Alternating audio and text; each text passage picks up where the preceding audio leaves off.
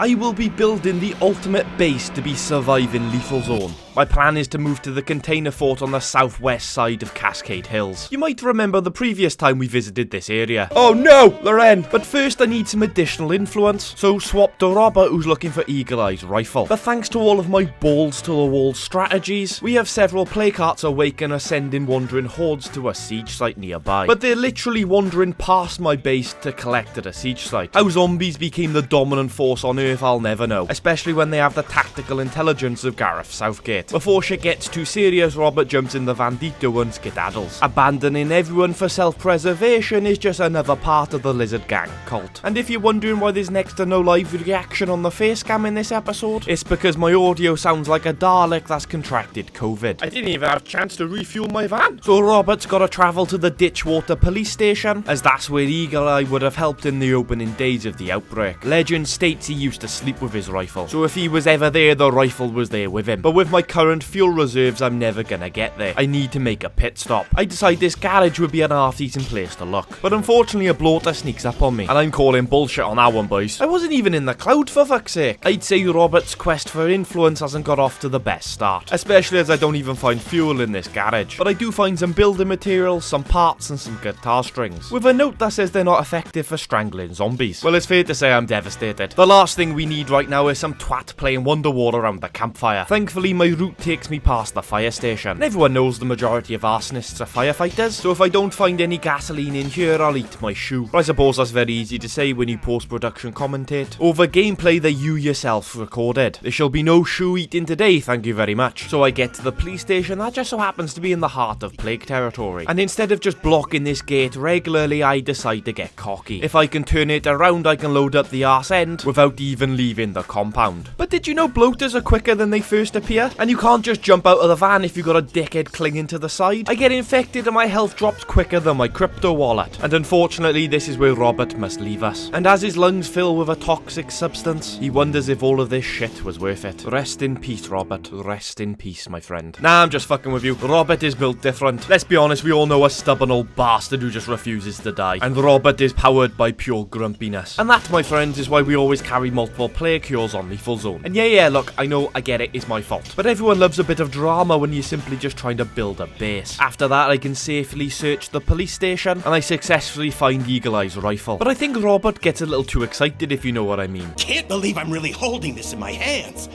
It's beautiful. Jesus Christ, bud, calm down, it's only a gun, like. How the bloody hell would he react if he had a genuine thing of beauty in his hands? Like Ryan Reynolds' peanut. Moving swiftly on, Robert backtracks to our building outpost, where he can drop off everything he's collected into the supply locker. Now it's time for Gaz to do his thing. As the last Red Talon in the squad, Gaz is the only one qualified for this mission. He travels to that southwest corner where 2 plague hearts remain. But the thing about Gaz is he's more than happy to try out some experimental medicine. For the uninitiated, that is scent block, and for the most part, that means zombies will just leave me alone. So using my heavy weapon, I get the first phase of the heart out of the way, and then I can step back and let it release all of its gases safely. Then, like a herd of sheep, the zombies get bored and follow each other out of the room. And I swear to God, if there's a single comment related to sheep shagging down below, I'm gonna come out swinging for you fuckers. Weirdly, the second phase is over with one swing of the axe. I then realise it's been 3.5 minutes into a video and I'm yet to set anything on fire. That is the exact opposite of growth. It's time to rectify that. Then one more power swing ends the plague heart. But there's no time to dick about looting. That scent block has a timer. Funnily enough, the second plague heart's also in a factory with an identical layout. I'm guessing the architect just went Control-C, Control-V, as it was a Friday and it's time to hit the pub, boys. I again complete phase 1 with my heavy axe, and this time try to keep the zombies distracted outside with some firecrackers. And that actually works incredibly well. Bish bash bosh, that's our second heart taken care of. I take a second to collect some bits and bobs from the heart, dodge my way through the crowd, then before I leave, ignite them with burning vodka. What a waste of some good vodka. I should have used something less valuable to the future of society, like petrol or diesel or something. Anyway, it's probably not a good idea to fight ferals when I don't need to. Let's go turn this stack of shipping containers into a home. Also, let me know what your favourite base is in the comment section. And while I have you under the influence, it'd be great if you could like the video and subscribe. Nice one. So I enter the container fort, and I do wonder how this place came to exist. There's no way someone would have made this before the fall of society. society, and I can't see a crane anywhere. I reckon it was the same fuckers that built the pyramids. Anyway, my calculations were a little off, and we're a little short on influence. I've got plenty of shit I could sell in my supply locker, but seeing as I haven't particularly been nice to any of my neighbours, I've got no one to sell to. But there are a couple of slowly dying infestations around here, and I only need 140 influence. Well, I get 10 for just killing this blood feral by here. Oh yes, this is the smartest play we can do, even though I'm completely out of stamina pills. As I get to the first, the bloater pops, so I throw a fuel bomb I found in one of those play carts. Unfortunately, the cloud dissipates just as I lob it, so we unfortunately don't get a pretty explosion. But one screamer headshot and one slightly singed eyebrow get the job done. I decide to climb a billboard to scout the area, and I think the horde chasing me is fairly sizable. But there's a reason they call me the zombie slaying John Wick. Oh shit, hang on, I've just realised something. The comment section often refers to the ferals as dogs or puppies, and I'm also the feral hunter. Holy shit, I've got too many fucking aliases. Surely I can't be the zombie slaying John Wick and the feral hunter. Am I actually that dodgy Russian Theon Greyjoy? Well, holy shit, that's a plot twist and a half, innit? But whatever, 46 influence remaining. 2 more ferals rush from a nearby infestation, and I decide to test something out. And I'm happy to say ignited bloater gas is not an effective way of taking out blood ferals. Remember, I do these experiments so you don't have to. 36 influence remaining. That's another feral, 26 influence remaining. Okay, maybe my maths needs a bit of brushing up. I'm pretty sure you get 25 influence for taking out a juggernaut, but I'm pretty certain I haven't got the resources for that. Instead, I run around picking up the ammo all the ferals have dropped. I can then jump to the next infestation, and 2 quick headshots later, that's all the influence I need. But the last thing I want to do is lead a massive horde back to an indefendable base. I wouldn't be able to claim it if there's 1,000,001 fuckfaces banging at the door. So I use a firecracker as a distraction and climb over every wall between me and the container fort. I then sneak through the back door like a cheeky little pinky finger. I then claim the container fort as a base, and everyone can move all of their shit in. And now it's time to start building. But that's boring, so we'll await the grand reveal later. And what can I say? Watch time is one of the most important analytics on YouTube. Still using gas, I try to clear the hordes that have gathered outside the fort. But that's when I realise there's a juggernaut heading this way, and I'm not equipped for this sort of situation. So I head back inside. But did you know zombies are smarter than they appear? These little shits have learned how to open doors. Come on now, mate, that's a bit unrealistic, don't you think? They're hardly a Jurassic Park velociraptor, but with them dealt with, it's time to face the big boy. So I fire a couple of shots into his face, then dodge far right, like I've never been touched by a woman. A couple of more shots to the face, drop him to his knees, but like a cuckold relationship, I'm not the one to finish him off. Next up, it's time for Gaz to retrieve the Impaler. You know, the one that Loren left behind when he popped it. I certainly don't remember it being in this kind of state, so I'm guessing a Juggernaut has been using this bad boy as his plaything. I also decide to loot one of Loren's play carts on the way past. Shout out to Loren, he was a proper real one. I say that, he was probably the leader for the grand total of like 3 episodes, then died of blood plague like 10 minutes in or something. Gaz then fixes up the car. I then swap to the Cavonia poppin' Jermaine, who makes his first appearance in his new cult robes. Jermaine has a blank 5th slot, and I intend to teach this bastard how to cook, but obviously nothing with a chemical composition. If this little junkie knew how to cook meth, it would be the end for all of us. And I need the cooking skill in order to craft energy drinks in the kitchen and building. But other than that, Jermaine is no longer needed, as Laura decides she wants to clear an infestation. And she's feeling a bit balls to the wall, if you know what I mean. Firework launcher equipped, and choosing to drive the yellow sports car. She heads to the infestation on the edge of town that's festered in a gun shop. But this is arguably the hardest infestation you will ever face in your life, as this is the infestation where juggernauts come out of the ground. Luckily, all I have to do is headshot a screamer, although this makes the ground-dwelling juggernaut rather angry. And you can't really blame him, I did just shoot his mate in the face. But there's simply no need for this level of retaliation. Shelley worked really hard to get that car. I can't believe it's bloody gone already. Although you know me, I like to push things to the absolute limit.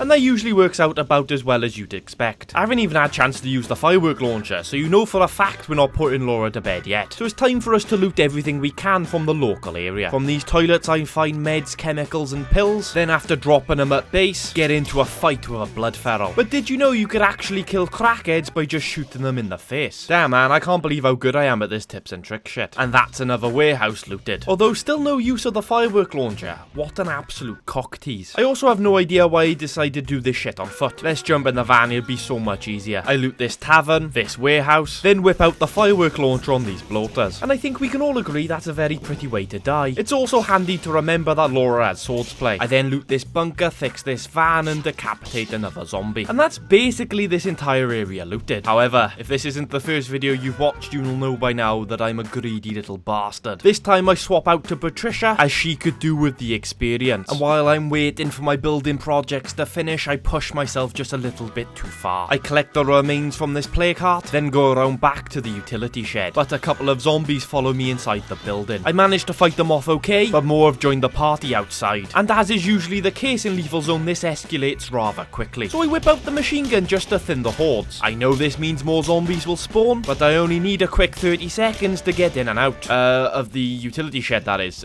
Nothing else. I get my 30 seconds to loot, but I realise my pockets are already full. And now another horde fancies having a go. I get back to the van in a pretty awful state, and I don't mean Florida. Unfortunately, I can't just get in the van and leave, as I didn't park it with its front end against a solid object. With this many zombies around, they'd cling to the front of the van and destroy it before I even got out of the compound. I need to lure them away, so I do a lap around the warehouse, then fire another unsuppressed shot to lead them out into the open. I then pause, waiting for them to charge at me. Time starts to move slowly. I count to 3, then fucking leg it, son. I get into the van, but one of them clings to the front, so I swing it harder than a married couple with no spark left, and finally I can escape that horde. And I know what you're thinking, the base is like 10 seconds away at most, but turns out these zombies have an incredibly low attention span. Rise up, my ADD brothers, rise up. Now I think it's time we give old Patricia a rest. So here it is, the grand reveal. We have a level 2 infirmary, but that's because all of my doctors are dead and I can't upgrade it to level 3. We then have a max level kitchen and command center, and that command center has a network facility mod, so I can claim an extra 2 outposts. I then stuck a Red Talon officers quarters in the only indoor building we have. The storage has been upgraded for ammo and fuel, as I like to shoot and burn shit. I've also got a Red Talon workshop and Red Talon watchtower. I've also got 2 level 3 farms, and when using the boost yields, I'm gaining like 6+ food a day. Damn dude, I should open up a McDonald's. And then last but not least, we have a generator building, and that's because we're not playing with boons, and 2000 influence for a power outpost is a little bit dear on my end. Thank you for watching. Let me know anything you change in the comment section, like and subscribe. Update 34 drops on Monday. It's going to be a very big week for State of Decay.